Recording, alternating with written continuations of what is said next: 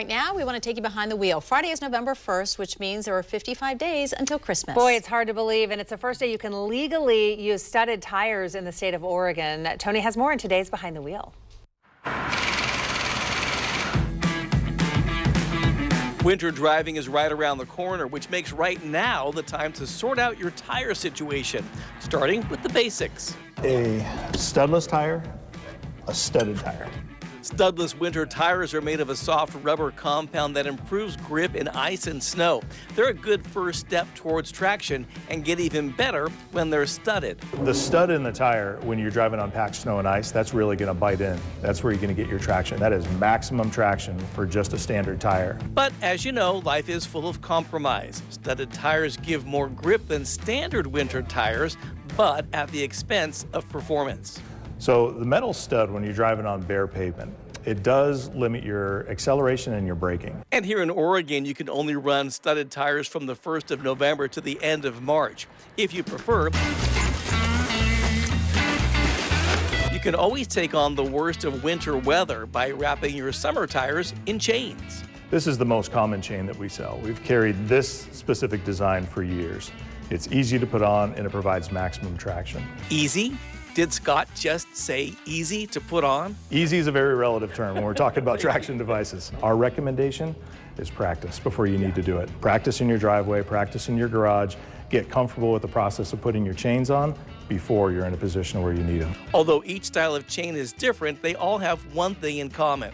Any traction device that you're going to run on is designed to be run on packed snow and ice only. If you drive them on bare pavement, albeit wet pavement, it's going to destroy that chain.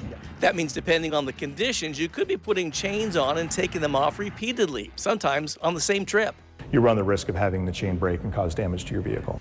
If studs and chains aren't your thing, there's one more option born out of necessity. They needed to come up with something that was very low profile and easy to put on, and the sock is the most cost-effective one we've seen yet. Plus, the sock is made of fabric, which just seems friendlier. Very durable, very easy to put on, and really good traction. Of course, chains and socks are not all one size fits all. Whether you have front wheel, rear wheel, or all-wheel drive, every driver needs to start at square one to avoid mistakes. I would say understanding your vehicle. You need to understand your vehicle to know what type of traction device you can and can't run. The other common mistake in winter season is waiting till the last minute. But whether you buy ahead of time or wait till the last minute, with so many options, you might be wondering what the guy who sells traction devices actually uses himself. Well, because of the limited clearance I have on my vehicle, I run the sock. I had you more figured for this guy here. No, Scott, no, frankly. no. Nope. I thought that was more your personality type. No, when it snows, I'm not out playing. I'm here working.